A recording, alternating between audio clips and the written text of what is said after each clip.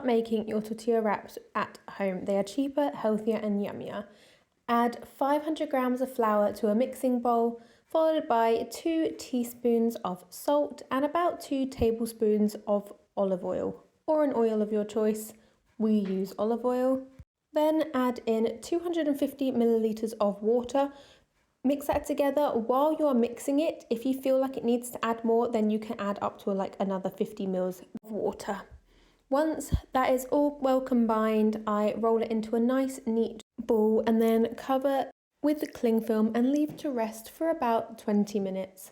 Once the dough has rested for 20 minutes, we are going to divide it into either 8 large wraps or 16 small taco sized wraps, or like I did a mixture of both. I think I did 4 large and 8 small wraps. You want to make sure that you have a really well floured work surface because it is a sticky-ish dough and you don't want it to stick. Make sure you also really heavily flour your hands and your rolling pin. Once I've divided my dough into the sizes that I want, I'm going to roll them out. To do this, I start by using a rolling pin, and once it is halfway there, I then use my hands to stretch it even further. This takes a little while to master, but keep going with it, it gets easier. And as you can tell, my wraps are not perfectly round.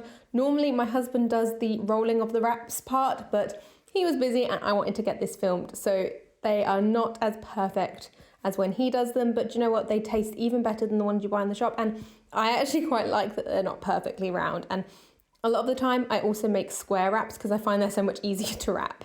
While I'm stretching out this dough, I'm preheating my pan. I have a chapati pan, but a really large flat pan will work just as well, and heat it as high as it goes.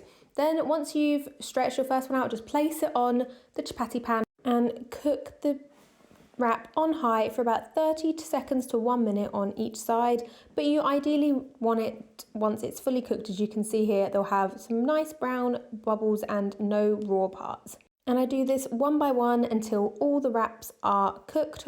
Each time I wrap a wrap, I place the cooked wrap on my kitchen counter and just cover it with a tea towel. Give it a try and tell me how it goes.